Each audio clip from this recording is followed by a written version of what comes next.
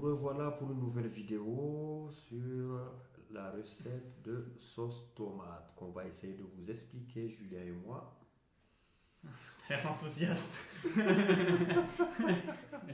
Bonjour à tous.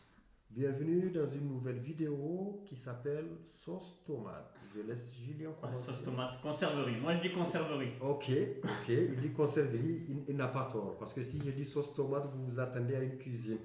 C'est pas ça. Donc ce projet-là, il émane d'une bénévole.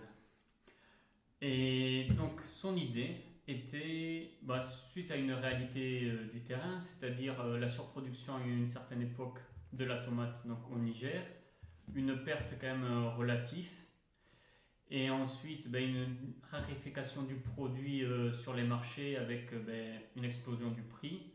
Elle s'est dit, utilisons ces tomates qui vont se perdre pour créer de la sauce tomate et garantir un prix bas pour le reste de l'année. Avec qui voulait-elle faire cette activité conserverie? Eh bien, cette activité conserverie, elle a eu une très bonne idée que nous pouvons saluer ici parce qu'elle voulait créer une coopérative de quartier avec les femmes. Une activité économique en fait. C'est ça, une activité économique. Ben voilà, merci pour le mot. Une activité économique donc pour les femmes du quartier. Et, deuxième avantage, c'est pouvoir conserver cette sauce tomate jusqu'à la période critique où la production donc, est basse, donc pouvoir encore les ressortir et en consommer. Donc ici, donc, tout est récupéré et il y a de l'activité économique pour les dames. Et bien, l'idée de notre bénévole est vraiment salutaire. C'est quoi ce matériel-là, dis-moi? On a le stérilisateur qu'on a acheté. On a commandé les pépineuses qui va pas tarder.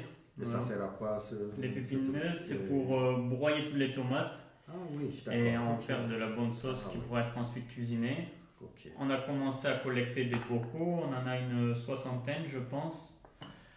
On a commandé des capuchons, des couvercles métalliques neufs pour une question de sécurité alimentaire. Ah oui, bien sûr, bien sûr. Donc on a nous déjà stérilisé les bocaux, ils vont être restérilisés une fois sur place. D'accord. Voilà, avec les nouveaux capuchons.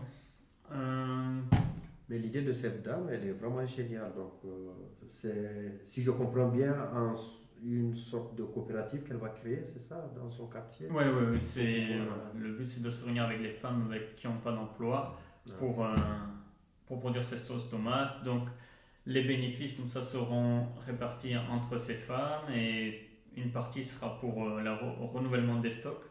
Parce que l'objectif c'est pas de toujours envoyer les bocaux d'ici. Si on en a collecté, on va dire que c'est pour le début, mais ensuite le but c'est de favoriser l'achat sur place. Ah oui, d'accord. Toujours le maximum d'achat local, mais c'est vrai que le problème c'est que... Pour l'écologie aussi. Hein.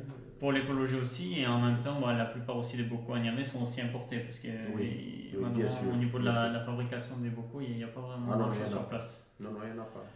Eh bien, voilà, cette dame, elle a une idée géniale, créer l'indépendance économique donc, des femmes du quartier. C'est vraiment une idée salutaire et nous allons l'aider dans son processus avec ce qu'on a et nous attendons de vous. Voilà, si vous êtes sur Bruxelles et que vous avez des bocaux, n'hésitez pas à nous contacter. Voilà, vous allez nous voir sur Instagram. Nous attendons des réactions positives de votre part, encourageantes aussi. N'hésitez pas à partager la vidéo et on se dit à bientôt. À bientôt les amis.